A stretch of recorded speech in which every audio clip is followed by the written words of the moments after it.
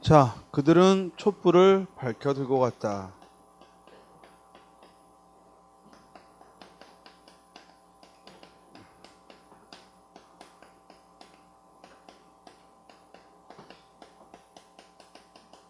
자, 5절은 몇 어절이에요?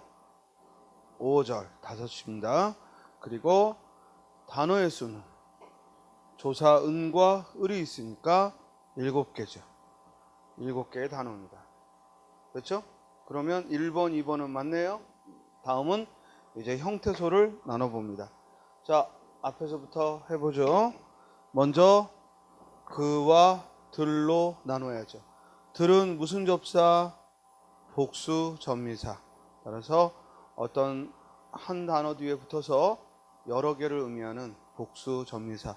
근데 들은 복수 전미사만 있는 게 아니라 뭐도 있죠? 의존명사도 있죠.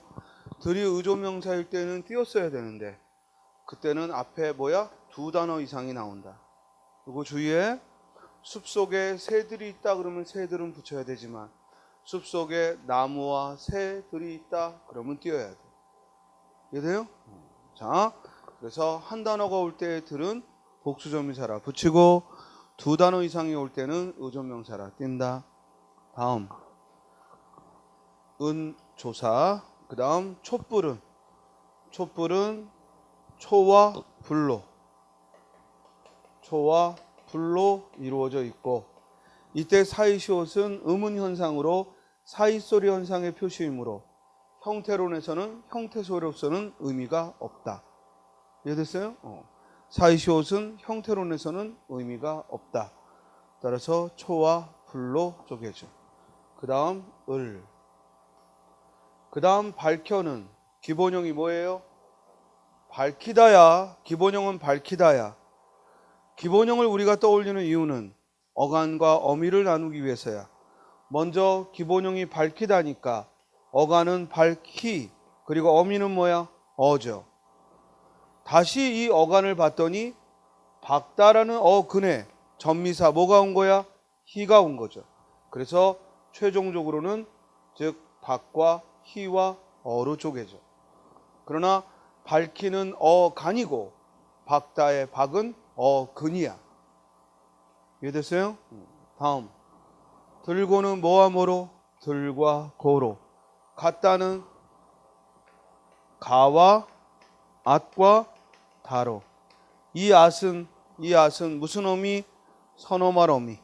우리말의 선어말 어미는 단어 끝에 오는 걸 어말 어미라 부르고 어말 어미 앞에 오는 걸 선어말 어미라 부르는데 이 선어말 어미는 2가지 역할을 한다. 하나는 뭐야? 시제. 또 하나는 높임. 자, 그럼 지금부터 형태소의 종류를 불러봅니다.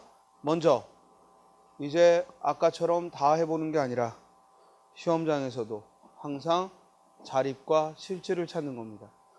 나머지는 뭐야? 형식과 의존이 되겠죠.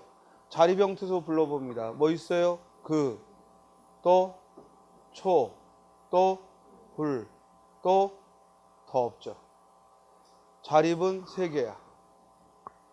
지금 형태소가 모두 하나, 둘, 셋, 넷, 다섯, 여섯, 일곱, 여덟, 아홉, 열, 열하나, 열둘, 열세, 14개인데 형태소는 모두 14개인데 거기서 자립이 3개라는 얘기는 의존이 몇 개라는 얘기예요? 11개라는 얘기죠. 이해됐어요? 이건 덧셈이잖아, 덧셈. 전체가 14개인데 자립 형태소가 3개라는 얘기는 의존이 11개지. 그 11개의 의존을 시험장에서 계속 의존 이러고 찾고 있으면 시간 오래 걸리잖아. 선생님 아까 마당에 눈사람을 왜 찾았어요? 그거는 처음에 그냥 기본기를 보이느라고 한 거고 이제 시험장 가면은 그거 언제 다 의존 쓰고 있어. 그랬어요? 자리만 딱 찾으면 대신 형태소의 전체 개수에서 자리만 딱 찾으면 나머지는 의존. 자, 이제 실질은 그, 또, 초, 또, 불, 또, 박, 또, 들, 또, 가. 그러면 실질은 하나, 둘, 셋, 넷, 다섯, 6개야. 실질은 6개야. 그러면 형식은 모두 몇 개? 실질이 6개면 형식 형태는 모두 몇 개? 많이 힘들어? 몇 개? 8개가 되죠. 너 몇 개라 그랬어 금방? 자, 뭘 잘못 봐? 자, 이거 산수 준비해야 돼. 산수 준비. 알겠어요? 우리 그런 문제 있잖아. 바늘 한 쌈, 북어 한 캐, 그지? 고등어 한 손, 모두 몇 개냐? 더해야 된단 말이에요. 알겠어요? 선생님 선택 과목 수학을 피했더니 국어에서 또 이렇게 만날 줄이야. 자, 선택 과목 수학을 피했더니 미분적분 피했더니 경제학에서 만나고 그러면 또 이제 힘들어지고. 자, 이해했어요? 그러면 알맞지 않은 거 실질 형태수 6개 맞죠? 그런데 자리 형태수가 4개, 3개였죠? 정답 몇 번? 4번. 글쎄요? 그 다음 중 형태소의 종류에 대해 바르게 설명한 거. 1번 자립 형태소로는 사람, 아이, 소, 개, 말, 아비 등과 같은 말이다. 그렇죠. 혼자서 쓸 수 있는 명사를 지금 나열했죠. 그 다음 2번 형식 형태소는 먹는다에서 는이라는 무슨 어미? 선어말 어미. 다 무슨 어미? 어말 어미. 이를 가리킨다. 맞죠? 어말 어미나 선어말 어미 만을 가리킨다. 요게 틀렸네. 미안. 자, 청출어랍니다. 자, 그러면 많이 들어갔으니까 틀렸죠. 그죠? 그 다음 3번 의존 형태소는 의나 이, 가 등과 같은 조사 그리고 다 등과 같은 어미만을 말한다. 틀렸죠? 의존 형태소에는 어미와 그리고 조사 말고 뭐도 있어요? 접사도 있기 때문에. 그렇죠? 그리고 어간도 있고 어간, 접사, 어미, 조사가 있기 때문에 우리가 의존 형태소에는 형식 형태소 3개와 달리 뭐가 더 들어가요? 어간이 더 들어가지. 어간은 의존이지만 실질이잖아요. 4번 실질 형태소는 아이, 개 등과 같은 명사만을 가리킨다. 얘도 만을 써서 틀린 표현이 됩니다. 됐죠? 정답 몇 번? 1번.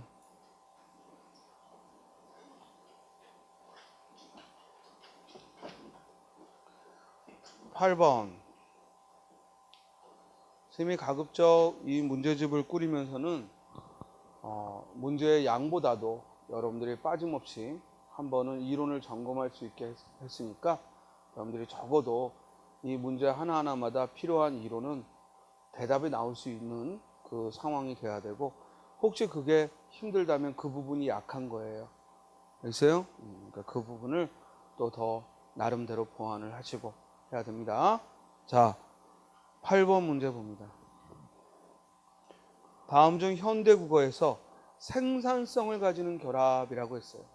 생산성을 가지는 결합이란 우리 문법에 맞게 단어가 형성되는 것이고 이는 무슨 어떤 단어의 형성 방법을 말한다? 통사적 합성법을 가리키는 거. 자, 여기서 하나 점검할 거. 우리말의 단어는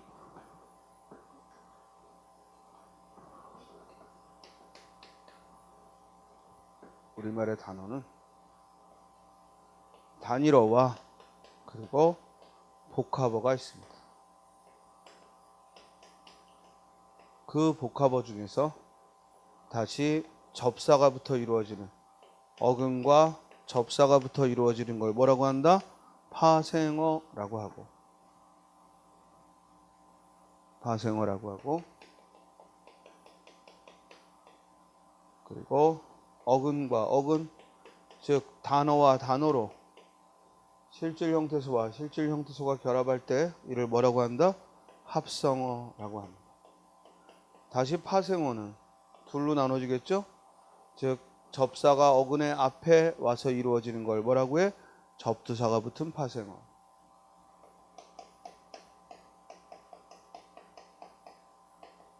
그리고 접사가 어근의 뒤에 붙는 걸 뭐라고 그래? 접미사가 붙는 파생어.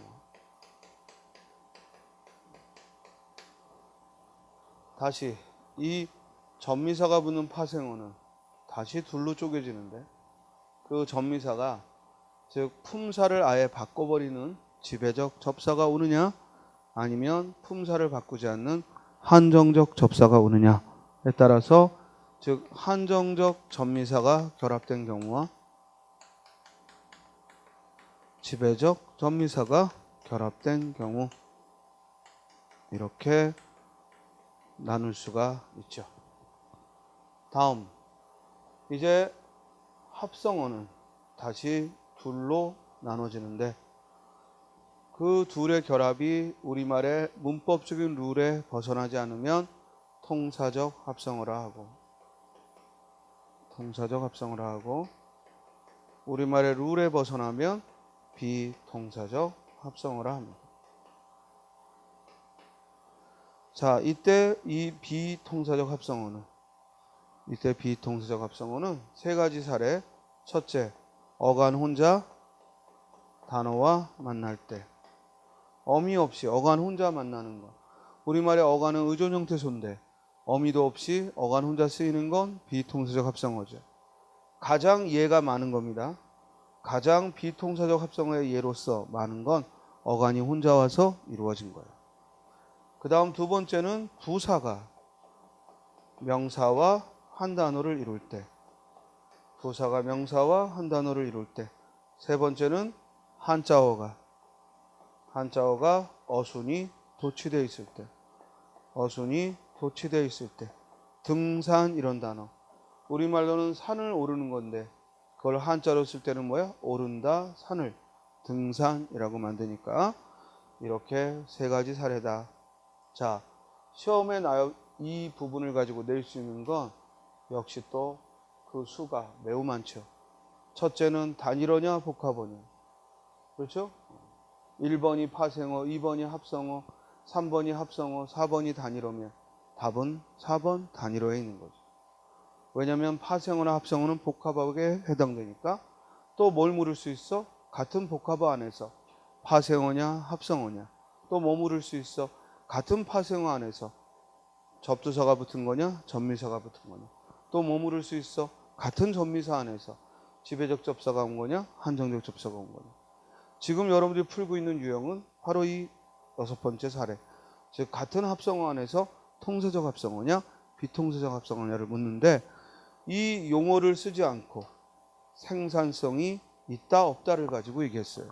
그래서 생산성을 가지는 결합이라는 의미는 통사적 합성어를 묻는 거야. 1번, 이슬비의 이슬은 명사죠. 비는 명사고요. 그렇다면 1번은 통사적 합성어죠. 우리말의 명사는 뒤에 오는 명사를 꾸밀 수 있고, 비는 비슬인데 비는 빈데 이슬처럼. 그래서 정답은 몇 번? 1번. 검버섯은 앞에 검이 뭐야? 검다의 어간 검이고, 3번의 굶주리다의 굶은 굶다의 어간 굶이고, 4번 나들이는 복잡한 형성이지. 복잡한 형성으로 나고 들다 합성어고, 다시 거기에 이 전미사가 왔고, 그러므로 복잡한 형성이고, 이는 우리말에서 그 수가 절대 많지 않죠. 그러므로 가장 생산성이 많은 건 몇 번? 1번. 이해됐어요? 다음 9번. 뜨개질과 단어의 구조가 동일한 것. 뜨개질은 어근 뜻다에 전미사 애가 왔고 다시 전미사 질이 온 구조다 이거야. 그러니까 뜨개질은 결국엔 파생어라는 거지. 근데 파생어인데 접사가 2개나 들어가 있어. 이해돼요? 그럼 아래에서도 파생어는 파생어인데 접사가 2이 들어가 있는 걸 찾는 거야. 1번, 군것질은 것이 의존명사야. 그러므로 접사가 아니므로 전미사는 질밖에 없지. 이해됐어요? 그래서 답이 될 수 없지. 군것은 접두사가 붙었지. 군이 접두사죠. 그래서 접두사와 어근과 전미사의 결합이니까 그 구조가 똑같지는 않죠. 이해돼요? 자, 놀이터는 복잡한 형성은 복잡한 형성인데 놀이의 이는 전미사야. 그런데 터가 명사야. 그래서 놀이터는 최종적으로 합성어죠. 지금 뜻계지는 어근, 전미사, 전미사로 이루어져야 되는데 놀이터는 어근, 전미사, 그리고 다시 어근, 터라는 명사가 왔으니까 3번은 미다지야. 밀고 닫다는 합성어인데 뒤에 이는 전미사죠. 이때는 전미사가 한 번만 결합되어 있고 앞에 미닫다는 합성어야. 그러므로 복잡한 형성은 복잡한 형성인데 뜨개질과 구조가 다르지. 그런데 4번은 싸움이 미움, 싸우다에서 미움, 전미사고 다시 꾸는 사람을 나타내는 전미사지. 그러므로 답은 몇 번? 4번. 이건 문법 모르면 못 풉니다. 알겠습니까? 지금 스님 설명을 알아듣는다는 얘기는 여러분들이 문법을 착실하게 공부했다는 거고, 이거 쭉 있다가 시험이 얼마 안 남았으니까 나 문제풀이부터 할래 하고 수업을 했는데 못 알아듣겠어. 그러면은 문제풀이 더 들어도 소용없어요. 됐습니까? 빨리 뭐부터 해야 돼? 아직도 안 늦었으니까 기본반부터 해야지. 알겠어요? 아니면 기본반 수업을 들을 여력이 안 되면 동영상으로도 또는 실강으로도 여력이 안 되면 뭐 해야 돼? 뭐 해야 돼? 혼자서라도 책을 보면서 해야죠. 알겠어요? 그래야지 그냥 시간이 다 돼서 내 몸만 문제풀이반 가 있다, 내 몸만 모의고사반 가 있다, 그게 아니죠. 그만한 자격과 그만한 즉 노력이 들어간 다음에 수업을 들어야죠. 알겠어요? 자, 9번의 정답은 4번입니다. 10번. 보기를 바탕으로 들 수 있는 내용으로 적절하지 않은 것. 형태소는 의미를 가진 최소 단위입니다. 이때 의미라는 건요, 실질적 의미와 형식적 의미를 모두 말하는 겁니다. 여기서 의미를 실질적인 의미로만 보면 안 됩니다. 그건 실질 형태소만 설명하는 거죠. 그러나 우리가 형태소를 정의할 때 의미를 가진 최소 단위라고 정의하는 이유는 이때 의미가 실질적인 의미와 뭐를? 문법적인 의미를 포함하기 때문에 그렇습니다. 하나의 형태수가 실제로 쓰일 때 그 앞뒤에 어떤 일이 있느냐에 따라 둘 이상의 모습으로 나타나기도 하는데 그 모습을 이형태라 한다. 결국 이형태의 사례로 적절하지 않는 걸 묻는 거네요. 자, 이형태 뭐냐라고 여러분들한테 묻는다면 뭐라고 대답하겠어요? 주격조사 이와 가. 예를 들라고 그랬잖아요. 예를 설명하려 하지 말고. 설명하려 들면 여러분들은 무조건 틀리게 돼 있어. 알겠어요? 왜? 학자가 아니잖아. 지금 대학원생들이 아니잖아. 우리는 공무원 되기 위해 공부하는 거야. 왜 대학원생처럼 말을 하려고 그래? 알겠어요? 자, 이와 가가 있죠. 또는 옆에는 목적교사 을과 르이 있죠. 이렇게 대답하면 되는 거예요. 이해돼요? 1번. 공연을 보러 우리는 광주에 왔다. 에 밑줄 치고. 그리고 그 밑에 나를 만나러 친구들이 경주에서 왔다. 에서 밑줄 치고. 자, 이때 에와 에서가 얼마든지 같은 의미로 서로 바꿀 수 있는 거냐라는 거예요. 위에 광주에 왔다는 도착점이야. 그런데 나를 만나러 친구들이 경주에서 왔다는 출발점이야. 둘은 뭐야? 뜻이 달라. 문법적인 뜻이 달라. 이해됐어요? 그러므로 의미가 다를 때 형태가 달라지는 게 아니지. 그건 동음이어고. 알겠어요?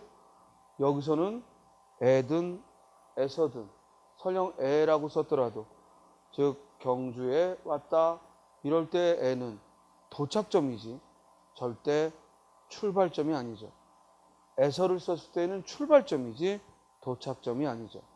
그러므로 이 둘은 별개의 단어입니다. 정답 몇 번? 1번. 그런데 2번. 동수는 물감으로 할 때 으로 밑줄 치고 인물화를 그렸다를 밑줄 치고 또 그 밑에 지인이는 크레파스로 로 밑줄 치고 그림을 그렸다 을 밑줄 치고. 지금 밑줄 친 둘 다 하나는 부사격 조사, 하나는 목적격 조사인데 둘이 하는 역할은 똑같은데 물감처럼 받침이 있는 말에는 매개 모음 을을 써서 뭐야? 을어라고 쓰는 거고, 반면에 크레파스처럼 모음으로 끝나면 뭐야? 로만 쓰는 거지. 따라서 로와 을어는 이 형태지. 또 똑같은 목적어인데 인물화 모음이니까 뭐야? 르를 썼고, 그리고 그림 받침이 있으니까 르를 썼죠. 그림 을을, 그죠? 따라서 이 둘은 이 형태죠. 이해됐어요? 지금 이 형태라는 개념이 이해됐습니까?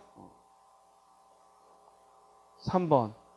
정성이 담긴 선물을 받으면 기쁩니다 라고 했고, 정성을 담은 선물을 주면 자기도 기쁩니다 라고 했어요.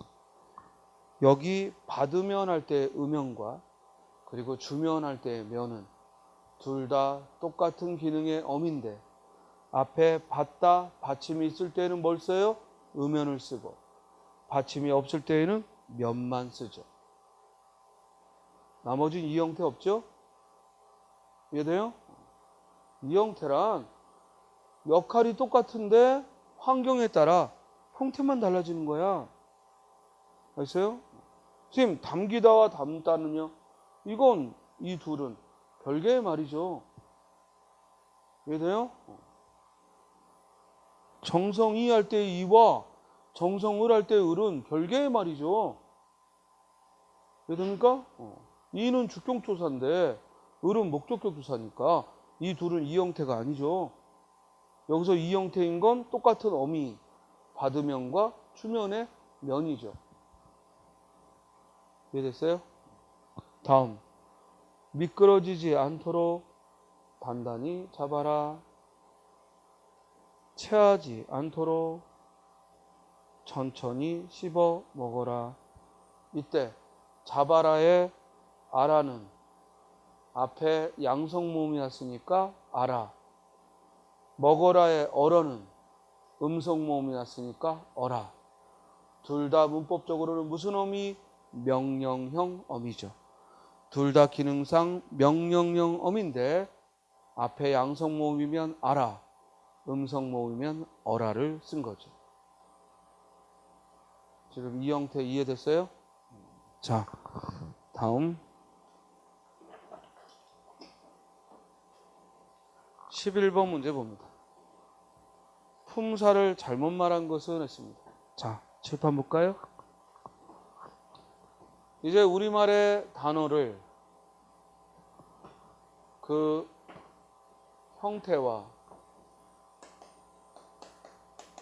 그 기능과 그 의미로 나눈 걸 뭐라고 한다? 품사다라고 합니다. 품사란 단어를 형태상, 기능상, 의미상 나눈 것이고, 일반적으로 밑줄 친 말의 품사는 뭐냐 하면 의미상의 대답을 하면 됩니다. 자, 의미상, 사물의 이름을 말하는 단어다. 뭐예요? 명사. 그 이름을 대신하는 거 뭐예요? 대명사. 그 다음 숫자를 말하면 수사. 다음 움직임을 문법적인 관계를 표시해주기 위해, 문법적 관계를 표시해주기 위해 금방 말한 주로 명사, 대명사, 수사 뒤에 붙어서 문법적 관계를 표시해주는 걸 뭐라? 조사. 다음 주로 명사, 대명사, 수사 등을 꾸며주는데 사용하는 말을 뭐라고 한다? 관형사. 그리고 주로 동사나 형용사를 꾸며주는 데 쓰는 말을 부사. 자, 동작을 표시하는 단어를 동사. 성질, 상태를 말하면 형용사.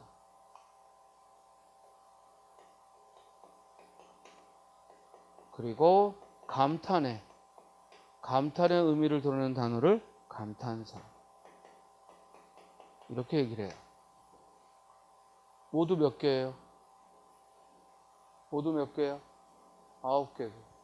그래서 우리말을 흔히 구품사라고 하는 것도 바로 이 의미상 품사를 나눴을 때는 9개로 현재 문법에서는, 현재 학교 문법에서는 9개의 품사로 이야기를 합니다. 접속사라는 말 없죠? 이해됩니까? 접속사라는 말이 없습니다. 이거 잊지 마시기 바랍니다. 자, 그러면 이제 이걸 기능상 나누면 명사, 대명사, 체어는 문장의 모든 성분으로, 특히 이 명사는 문장의 모든 성분이 가능해요. 그러므로 문장을 이루는데 가장 기본적인 단어다 해서 체언이라고 말을 합니다. 조사는 문법적 관계를 표시하니까 기능상 뭐예요? 관계언이다 라고 말을 합니다. 그리고 관형사나 부사는 수식을 하니까, 꾸미는 말이니까 수식언이다 기능상 말을 하고요. 감탄사는 문장에 늘 혼자 쓰니까 독립언이다 라고 말을 하고, 동사나 해용사는 늘 문장에서 활용하는 말이므로 용언이라고 합니다. 이해됐어요? 여기 써놓은 5개의 분류, 체언, 그리고 관계언, 수식언, 독립언, 용언은 기능상 품사를 구별한 것이고, 이건 문법 설명할 때 말고는 평소에 쓸 일이 전혀 없습니다. 그래서 항상 문법 설명에서 이 5개 중 제일 자주 사용되는 게 뭐예요? 체언이라는 말. 그리고 또 하나가 뭐예요? 용언이라는 표현이에요. 그래서 체언하면 뭘 말한다? 자동적으로 명사, 대명사, 수사를 말하고, 용언하면 뭘 말한다? 동사와 형용사를 말하는 거예요. 자, 이걸 형태상 나누면 이제 늘 형태가 고정되어 있는, 바뀔 수 없는, 칠판이 어떤 경우에는 철판으로 썼다, 어떤 경우에는 출판으로 썼다, 그게 아니라 고정되어 있는, 그래서 그 고정되어 있는 걸 뭐라고 불러요? 불변어라고 해요. 그러니까 우리가 아는 단어들은 거의 대부분 불변어예요. 그리고 이 단어들 중에 활용하는 것, 형태가 바뀌는 것, 굴절되는 것, 바뀌는 것을 우리는 굴절어라 말하지 않고 변화가 있다라고 해서 뭐라고 말해요? 가변어라고 해요. 그래서 가변어에 해당되는 건 뭐밖에 없다? 용언밖에 없고, 나머지 체언, 관계언, 수식언, 독립어는 모두 불변어죠. 다만 예외가 하나 있죠. 분명히 어간과 어미로 이루어져야 용언인데, 그래서 동사, 형용사가 용언이고, 이 어미가 활용을 하니까 가변어라고 하는 건데, 어미가 붙긴 붙는데 어간 어미로 이루어지지 않은 예외가 하나 있습니다. 그게 뭐라고요? 바로 조사 중에서도 서술격 조사. 서술격 조사 2단은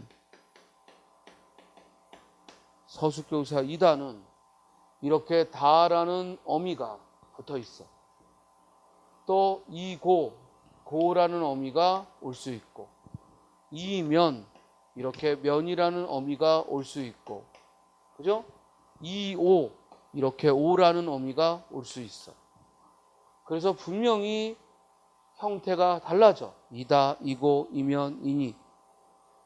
그래서 분명히 가변어야. 용언과 함께 가변어야. 그러나 이 서술격 조사를 용언이라 부르지 않는 이유는 딱 하나야. 뭐예요? 어간이 없어. 이해돼요? 어간은 없고 어미만 와서 활용을 해. 그래서 이걸 통째로 뭐라고 부르는 거야? 서술격 조사. 이고를 통째로 뭐라고 부르는 거야? 서술격 조사. 이해됐어요? 그래서 어떤 학자들은 굳이 그렇게 헷갈리게 하지 말고 이다를 아예 그냥 형용사라고 보자. 알았어요? 그래서 이를 어간, 그 뒤에를 어미 이렇게 보자. 이해됩니까? 그러면 용어는 혼자서 서술어가 되는데 이단은 절대 혼자서 안 되는데. 그럼 어떡합니까? 아, 그러면 취소. 그래서 결국 예외로 이야기를 하게 되는 거예요. 알겠어요? 만약에 이다를 끝까지 형용사로 밀어붙였다면 이제 이다는 붙였으면 안 되는 거겠지. 이해돼요? 그래서 가끔 이 인터넷에 뭐 댓글 다는 거 보면 저는 그것이 제가 볼 땐 사실입니다 할 때 입니다를 띄어쓰는 사람들이 많더라고요. 알겠어요? 왜냐면 조사라고 의식을 못하는 거지. 그래서 또 일부 학자들의 주장은 타당하기도 해요. 왜냐면 띄었으면 끝이거든. 이다를 형용사로 해버리고 띄었으면 돼. 그런데 대다수의 학자들이 저 새끼는 빼자. 그래서 왕따가 되고, 그럼으로써 이다는 분명히 가변어지만 뭐다? 용언이 아니다. 그래서 이다, 이고, 이니 통째로 서술격 조사지 절대 형태소로 어간 어미를 나누지 않는다. 그러나 설명을 할 때 이다는 다라는 종결 어미가 붙은 거다, 이런 설명은 허용해요.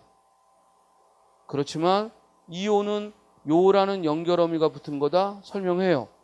그러나 이와 요로 나누지만 않아요. 이해됐어요? 자, 그러면 이제 품사를 물어봤다면 여기 부품사를 물어보는 거죠. 1번. 오늘 아니 가겠다. 이때 아니는 품사의 통용, 즉 아니라는 부정부사도 있고, 이 아니가 줄면 뭐가 되지? 안. 부정부사도 있고, 또 그 밑에 아니 벌써 그곳에 도착했어? 이때 아니는 뭐야? 감탄사지. 여러분들 같으면 아니 이러지 않고 뭐라고 했어? 헐 이러겠지. 같은 말이야. 그래서 감탄사죠. 됐죠? 2번. 느낀 대로 표현하고 싶었다 할 때의 대로는 앞에 느낀 하고 수식어가 왔으니까 뭐예요? 의존 명사. 명사죠. 그리고 부모님 말씀대로 할 때 대로는 조사죠. 그러니까 부사라고 쓴 게 틀렸죠. 정답 몇 번? 2번. 3번.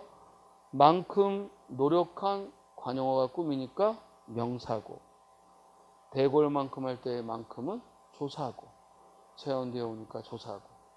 이건 띄어쓰기하고도 밀접하죠. 그 다음, 나는 엄청난 잘못을 저질렀다 할 때의 잘못은 뒤에 목적격 유사 을이 왔으니까 체언이란 얘기고, 왜냐면 조사 중에서도 격조사는 체언 뒤에만 붙어요. 조사 중에서도 격조사는 체언 뒤에만 붙습니다. 그러니까 을이 왔다는 얘기는 이게 체언이지. 따라서 잘못은 명사죠. 그러나 그 밑에 음식을 잘못 먹어서 할 때의 잘못은 먹다를 꾸미고, 이때 잘못은 부사 잘못을 쓴 거죠. 이해됐죠? 이렇게 잘못, 만큼, 대로, 아니처럼 두 가지 품사를 가지고 있는 걸 뭐라고 한다? 품사의 통용이라고 하는 겁니다. 다음 12번. 이제 용어는 활용을 하는데 그 활용에는 규칙과 불규칙이 있습니다. 자, 질문. 어떤 용언이 규칙 활용을 하느냐, 불규칙 활용을 하느냐라고 물어보면 여러분들은 뭐라고 대답하겠습니까? 아나 어를 넣어 활용해 보겠다라고 대답하는 겁니다. 아, 우리말의 규칙 용어는요, 활용을 할 때 어미가 규칙적으로 변하는 것이고, 그리고 그 규칙적으로 변하는 데에는 이러고 설명하는 게 아니라 시험장에서 언제 그러고 설명하고 있어? 규칙이냐 불규칙이냐 판단하려면 어미 뭐를 넣어봐라? 아나 어를. 모음 조화에 따라 아나 어를 넣어보면 되는 거야. 자음의 어미 넣어보면 안 돼. 모음의 어미를 넣어야 돼. 그래서 변하면 뭐야? 불규칙. 그래서 변함이 없으면 뭐야? 규칙. 그러면 1번 어디 봐야 돼? 가운데만 봐야 돼. 가운데만 봐야 돼. 나머지 활용은 볼 필요 없어. 알겠어요? 푸다, 푸고, 퍼, 푸니 다 볼 필요 없어. 아나 어를 넣은 가운데만 봐야지. 푸다가 퍼 됐어. 규칙이야 불규칙이야? 불규칙. 무슨 불규칙? 우불규칙. 하다가 하여가 됐어. 하나는 오타야. 하다로 바꿔요. 사실 하나 이래도 상관은 없는데 다 기본형이 써 있으니까 하다로 바꾸고. 하다가 하여가 됐어. 뭐예요? 여불규칙이죠. 어미 어가 여로 바뀌었잖아. 여불규칙. 좋다는 좋아. 이건 발음이고 표기에 변화가 없지. 의문현상으로만 히읗 탈락이 일어났을 뿐이지 표기에 변화가 없어. 뭐야? 규칙. 정답 몇 번? 몇 번? 3번. 이해됐어요? 4번. 두 번째 거 보니까 싫어 그랬죠? 규칙이야 불규칙? 불규칙. 무슨 불규칙? 디귿 불규칙. 디귿 불규칙은 디귿이 뭐로 바뀌어? 리을로. 5번. 이르다. 두 번째 거 봤더니 뭐야? 이르러. 불규칙이죠? 무슨 불규칙? 러 불규칙이지. 러 불규칙이지. 이르다에 어가 인데 어가 러로 바뀌었잖아. 그러니까 러 불규칙이지. 됐어요? 자, 칠판 봐요.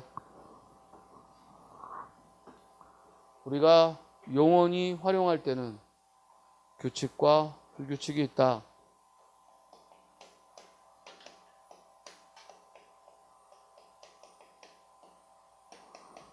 규칙과 불규칙이 있다.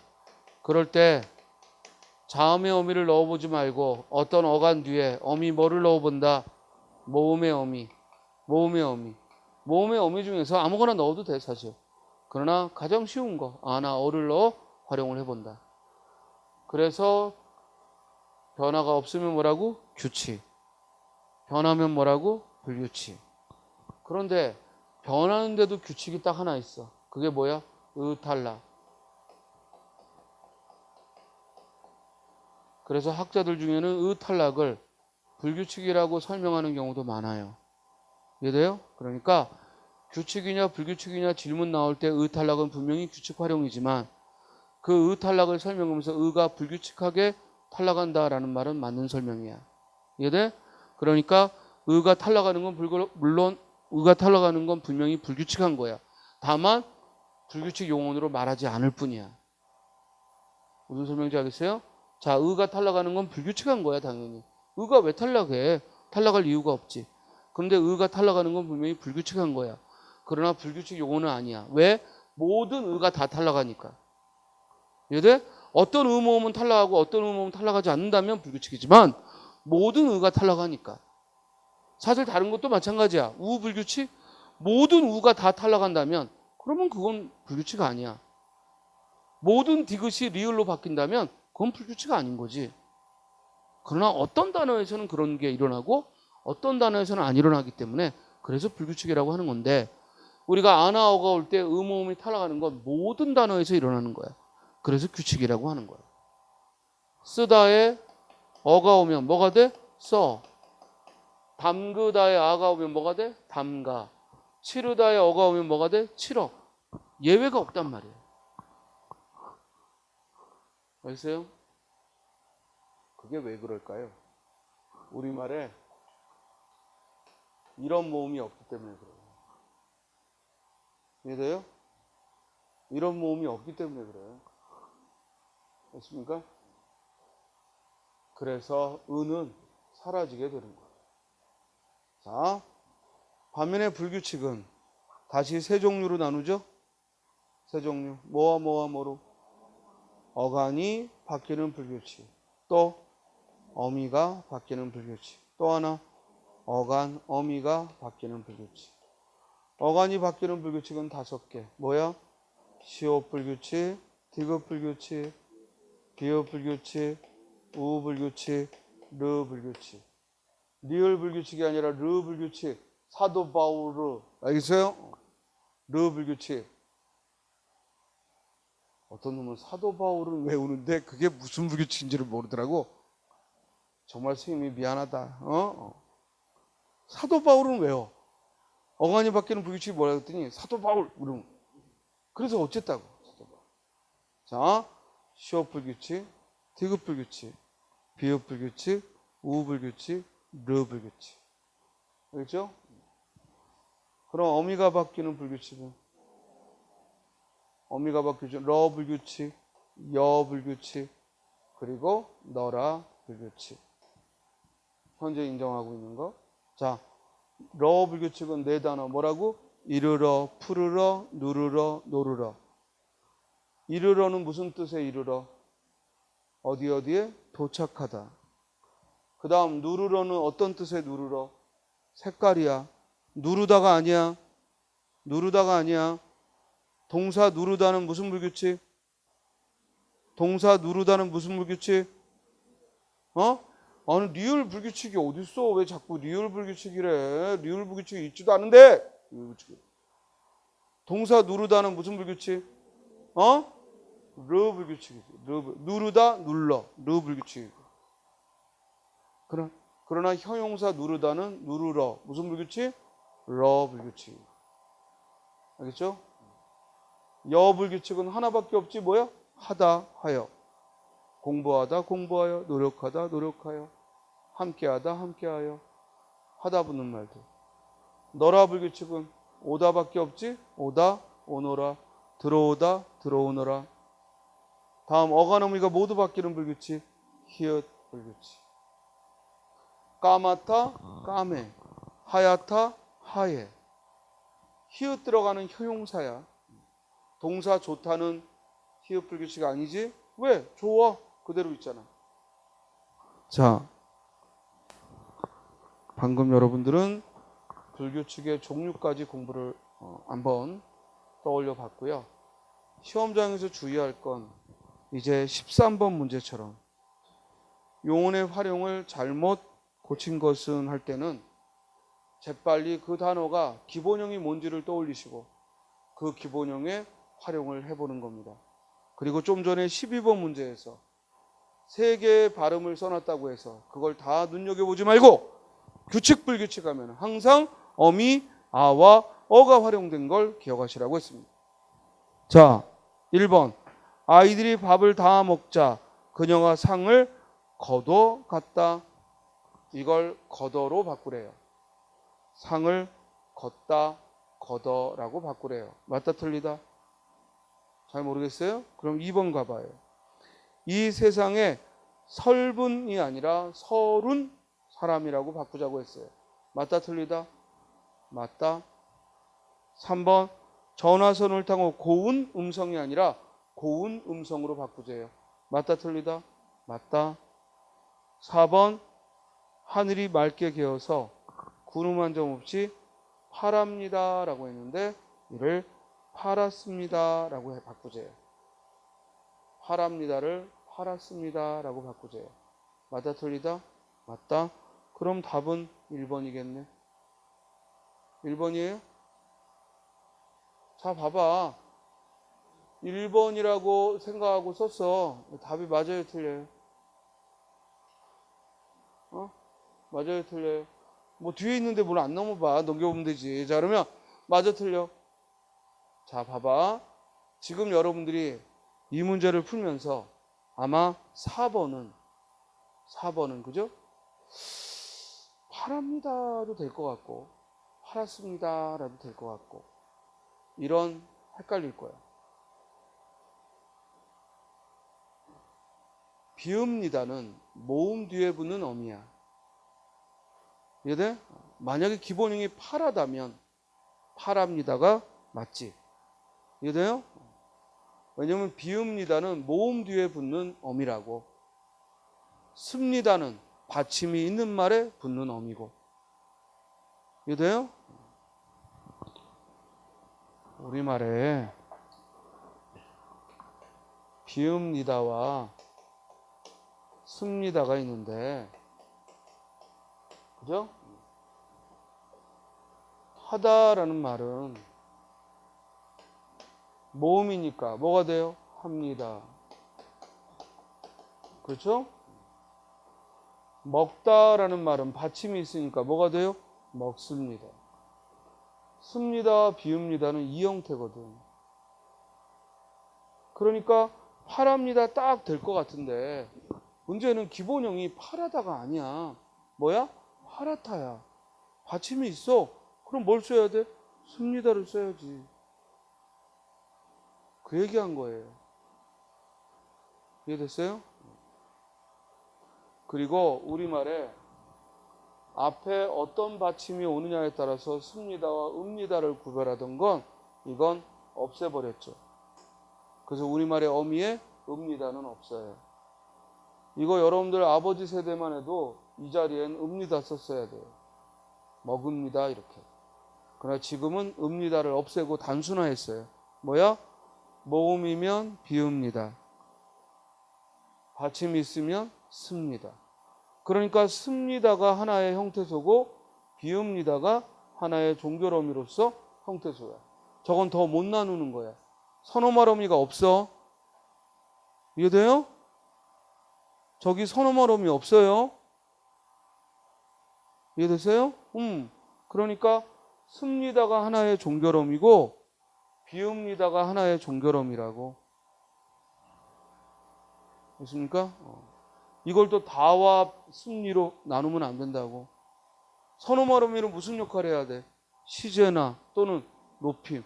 그런 의미 없거든. 그래서 답은 1번이 돼요. 그러면 이건 상을 하고 기본형이 뭐예요? 거두다예요. 거두다예요. 그러면 거두다라는 말과 같은 말이 걷다가 있죠. 세금을 걷다, 세금을 거두다 똑같은 말이에요. 이걸 뭐라고 불러요? 본말. 이걸 뭐라고 불러요? 준말. 그러면 본말과 준말에는 역시 똑같이 각각 활용을 하면 돼요. 그러면 거두다에 고가 오면 뭐야? 거두고. 걷다에 고가 오면 뭐예요? 걷고. 됐어요? 문제는 여기 거두다에 어미 어가 오면 거둬. 왜냐면 축약이 일어나니까. 상을 거둬갔다. 축약이 일어나야죠. 그런데 걷다에 어미 어가 오면 거둬가 돼야 되는데 이런 준말에 모음의 어미는 못 온다라는 룰이 있단 말이에요. 이런 준말이란 뭐예요? 본말에 첫 소리에 있던 게 준말에 받침에 가는 경우. 기억납니까? 머무르다, 머물다, 서두르다, 서둘다. 그런 사례하고 똑같은 거죠. 그러므로 밥을 다 먹자 상을 거둬갔다 했을 때 즉 거둬는 활용을 인정하지 않으므로 거둬 그대로 둬야 한다 이 얘기예요. 이 설명 이해했어요? 절대 놓치면 안 돼요. 잊어버리면 안 됩니다. 선생님이 기본반 설명할 때 심화반 설명할 때 다 얘기했습니다. 또 한 번 지금 문제에서 강조합니다. 원래 본말과 준말은 각각 활용하면 됩니다. 예를 들어 거기 설다의 경우 지금 3번에 나와 있는 2번에 나와 있는 설다는 본말이 뭐예요? 서럽다예요. 준말이 뭐예요? 설다예요.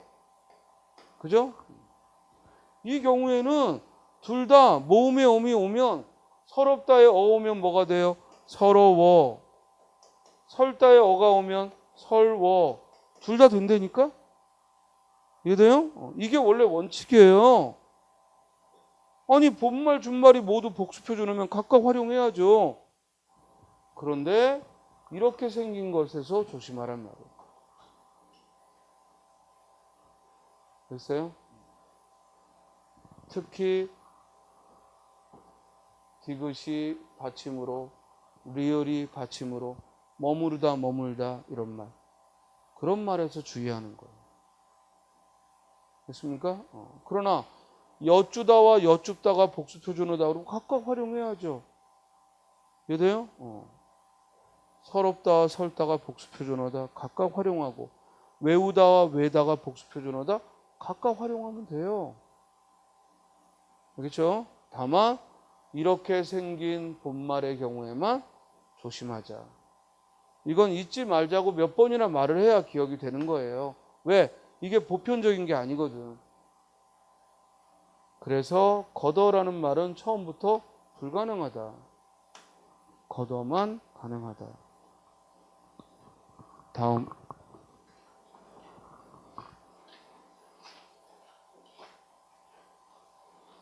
자, 이제 문장의 종류라고 했어요. 자, 칠판 볼까요? 그리고 여러분들 기본서에 충분한 문제가 들어있어요. 단원별로. 지금 우리가 푸는 문제의 10배는 들어있어요. 선생님이 거기에 해설을 하나도 넣어놓지 않은 이유는 해설이 있든 없든 여러분들이 설명하는 수준이 돼야 되기 때문에, 기본이 안 돼 있을 때는 설명이 있어도 별 볼 일 없는 거고, 또 어느 정도 기본이 되면 뭐야? 설명은 필요가 없는 거고. 그러니까 기본서에 있는 문제, 특히 이 활용에 대한 문제는 꼭 한번 다시 살펴보시고, 지금 선생님이 야간반에서 그 문제들을 풀어주고 있는데 우리 학생들이 이론이 안 돼 있는 상태에서도 그 문제를 통해 이론을 연습하고 있어요. 그러니까 혼자서 충분히 할 수 있어요. 알겠어요? 따라서 반드시, 선생님 생각은 사실 그 우리 기본서 그 문제들을 지금 한 2단계 이 과정에서 따로 교재를 하지 않고 그걸 풀어줄까라고 생각을 했는데, 또 그러면 여러분들이 너무 새로운 느낌이 덜 나니까, 그래서 지금 대표적인 문제만 뽑아서, 그리고 그걸 다 풀어줄 수 없으니까 대표적인 문제만 푸는 거지만, 사실은 2단계 정도에서 해야 될 문제는 기본서에 있는 문제예요. 거기 충분히 문제가 수록되어 있어요. 아까 단어의 형성도 어때요? 문제가 수십 개가 들어있어요. 그러니까 사놓은 기본서 그냥 썩히지 마시고, 알겠어요? 수업에 하나도 안 빼놓고 다 해주기 기대하지 말고, 여러분들이 풀고 의문 나는 건 질문하고 적극적으로 하세요. 됐습니까? 자, 이제 문장론으로 가는데,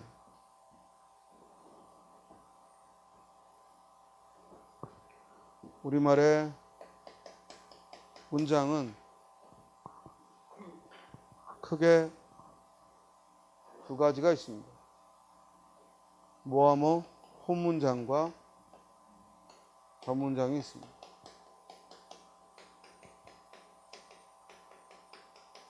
혼문장이란 주어 서술어 관계가 한 번인 걸 말하고, 격문장은 서술어가 2번 이상 등장하는 것을 격문장이라 합니다. 그리고 P1과 P2가, 즉 여기서 P는 문장을 말합니다. 주어 서술을 갖춘 문장을 P라고 한다면 P1과 P2가 전절과 후절로 앞에 오는 문장, 뒤에 오는 문장으로 이루어진 걸 이어진 문장이라 하고, P1 속에, 즉 P2가 문장 성분으로 들어가 있으면, 예를 들어 목적어로서 P2의 문장이 들어가 있으면 우리는 그걸 뭐라고 부른다? 문장 속의 문장, 문장 속의 문장이라고 표현을 하고, 그 문장 중 전체 문장을 안는 문장이라고 하고, 그 안겨있는 P2를 안긴 문장이라고 합니다. 그리고 다시 이어진 문장은 P1과 P2가 나열 상반의 의미면 대등하게 이어진 문장, 그 외에 이유, 조건, 원인, 결과 등으로 이어지면 종속적으로 이어진 문장, 그리고 안긴 문장 P2가 어떤 역할을 하느냐에 따라서 명사절로 안긴 문장, 부사절로 안긴 문장, 서술절, 관형절, 인용절로 안긴 문장, 이렇게 구별을 합니다. 다음, 이제 문장을 이루고 있는 문장의 요소, 그 단어들을 우리는 문장 성분이라 합니다. 그러면 우리말의 문장 성분은 모두 7개입니다. 즉 서술어, 하여간 무조건 서술어부터 떠올려. 뭘 할 때. 알겠어요? 서술어. 그리고 주어. 그리고 목적어. 그리고 보어. 그리고 관용어. 그리고 부사어. 그리고 독립어가 있죠. 이해됩니까? 이걸 우리는 문장 성분이라 하고, 이 중에서도 서술어와 그리고 보어까지 이 넷을 문장의 필수 성분, 다른 말로 주 성분 또는 필수 성분이라고 말을 합니다.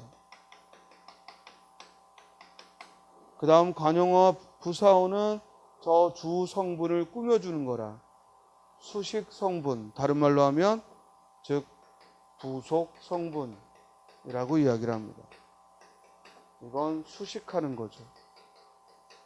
수식하는 겁니다. 이게 들어가서 문장이 화려해질 뿐입니다.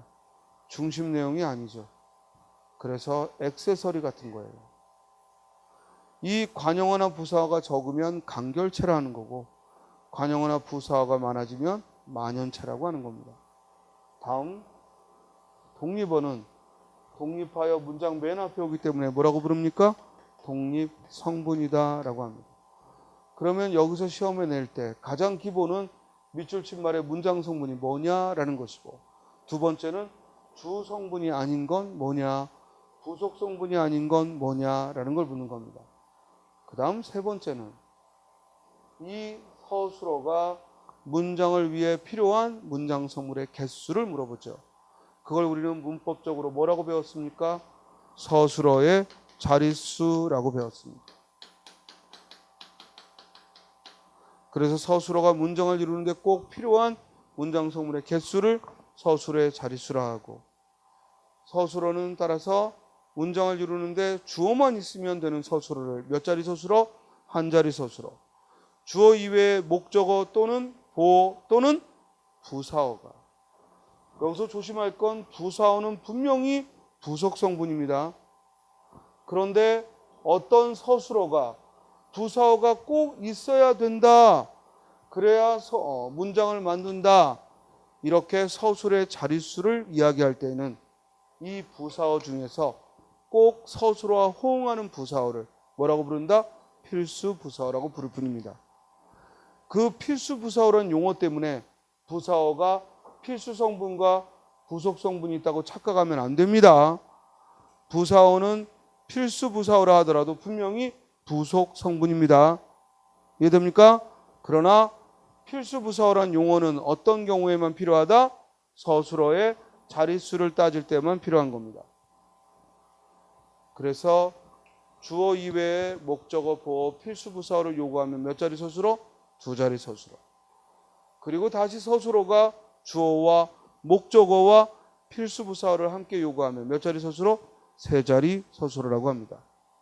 우리말에서는 보어를 취하는 서술어가 딱 두 개밖에 없기 때문에 그 두 개가 뭐예요? 보어를 취하는 서술어는 두 개 뭐예요? 되다라는 동사와 또 하나 뭐야? 아니다라는 형용사, 둘밖에 없죠. 그렇기 때문에 보어를 취하는 서술어는 되다와 아니다 둘밖에 없기 때문에 이 둘은 항상 두 자리 서술어입니다. 만약에 어떤 문장인데 되다가 들어갔는데 목적어가 들어갔다, 무조건 틀린 문장. 이해됩니까? 너는 앞으로 공무원을 되도록 해라. 너는 앞으로 공무원을 되도록 해라. 틀린 문장이라고. 이해돼요? 따라서 너는 범인을 아니다. 너는 범인을 아니다. 틀린 문장이라고. 왜? 되다와 아니다는 목적어를 취할 수 없습니다. 반드시 보어만 취합니다. 이해돼요? 그 이유는 목적어와 보어가 되다 아니다는 함께 올 수 없다는 얘기이기도 합니다. 그렇죠? 그러면 되다는 목적어를 취할 수 없으니까 항상 자동사란 얘기고, 당연히 아니다는 형용사이기 때문에 동사도 아니니 목적어를 취할 수는 더더욱 없죠. 이해됐어요? 그 다음 이제 서술의 자릿수 중 세 번째는 목적어와 뭐가 함께 온다고? 필수 부사어가. 그런 세 자리 서술어는 그 수가 많지 않다고 그랬어. A에게 B를 주다, A에 B를 넣다, A를 B로 삼다. 주다, 삼다 두 종류야. 이해돼요? 따라서 이렇게 서술의 자릿수는 세 종류가 있다. 이해됩니까? 네 자리 서술은 없는 거야. 그러면 서술어의 자릿수를 계산하는데 필요 없는 게 있지. 뭐예요? 독립어. 그렇죠? 또 뭐예요? 관형어. 또 뭐예요? 부사어 중에서 필수 부사어가 아닌 것. 그걸 뭐라고 불러? 임의 부사어. 또 하나 중요한 것. 빵을 먹었어. 점심에 빵을 먹었어. 이때 먹다는 몇 자리 서술어냐라고 물어보면. 그렇죠? 주어가 없죠? 주어가 없어도 주어는 깔고 가는 거예요. 그러면 이 먹다를 만드는데 꼭 필요한 게 뭐야? 목적어야. 그러면 먹다는 몇 자리 서술어? 두 자리 서술어가 됩니다. 점심에 먹었는지 저녁에 먹었는지는 중요한 정보가 아닌 거예요. 그래서 이렇게 문장 성분을 잘 파악한다는 얘기는 독해가 빨라지고 독해가 올바라지는 지름길이야. 여러분들이 긴 글을 읽을 때에도 뭐야? 서술을 중심으로 해서 필수 성분들을 점검하고 나머지 꾸미는 말들은 가로쳐버리면 훨씬 더 뭘 말하고 싶어 하는지를 알게 돼. 알겠어요? 내가 좋아하는 누나가 올 봄에 우리 동네 건달 형과 결혼을 한단다. 내가 좋아하는 누나가 우리 동네 건달 형하고 올해 봄에 결혼을 한다. 그럼 여기서 중요한 정보는 뭐야? 누나가 누구와? 건달과 결혼을 한다는 거야. 그게 우리 동네 사는 건달인지 아니면 내가 좋아했던 누나인지는 그건 중요한 정보가 아니야. 그걸 읽고 이 글을 쓴 사람이 누나를 좋아했네? 이 글을 쓴 누나가 건달과 결혼하네? 이게 포인트가 아니야. 누나가 봄에 결혼한다는 게 포인트인 거야. 뭔 소리인지 알겠어요? 자, 이렇게 해서 문장론의 아주 기본적인 이론을 우리 평소라면 2-3시간 공부할 걸 지금 짧게 복습해 봤습니다. 잠깐 쉬었다가 이어하죠.